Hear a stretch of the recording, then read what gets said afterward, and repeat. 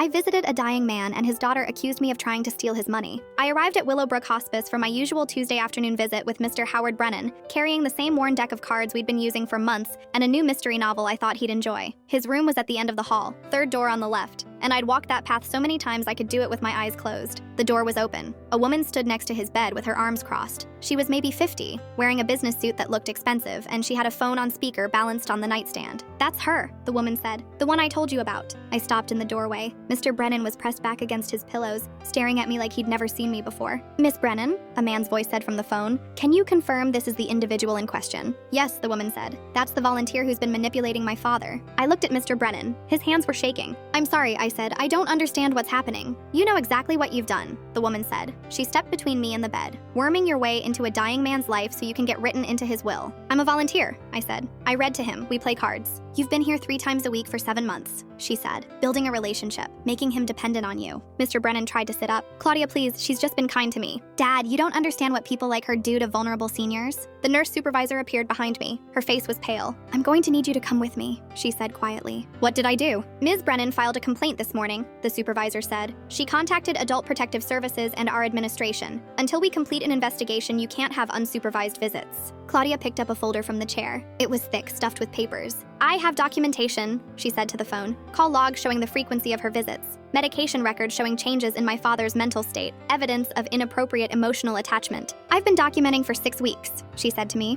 "I know exactly how often you've been here. I know what you've been saying to him." "Mr. Brennan," the lawyer's voice said from the phone, "has this woman ever discussed your estate with you?" "No," Mr. Brennan said. His voice was barely a whisper. "She's never asked me for anything." "Dad, they coach you on what to say," Claudia said. "That's how it works." I looked at the supervisor. "Can I talk to him, just for a minute?" "I'm afraid not," the supervisor said. "Not until this is resolved." Claudia moved closer to the bed, blocking my view of Mr. Brennan entirely. "I've already spoken with the facility director," she said. "I've filed complaints with the state hospice board and the volunteer coordinator. I've contacted a lawyer about potential exploitation charges. I brought him books," I said. "I played gin rummy with him, that's all." "You made yourself indispensable," Claudia said. "You created a relationship where he felt obligated to you. That's textbook manipulation." The supervisor touched my arm. "You need to leave now." I tried to see past Claudia to Mr. Brennan, but she shifted to block me again. "Mr. Brennan," I said, "I'm sorry this is happening." He didn't answer. His eyes were fixed on his daughter, wide and frightened. "If you contact my father again," Claudia said, "I'll pursue legal action. If you try to visit, I'll have you removed. If you've influenced him to change any documents, I'll make sure you're prosecuted." The supervisor guided me out into the hall. Behind me, I heard Claudia's voice drop to something softer, something I couldn't make out. The door closed. Full story on my channel below.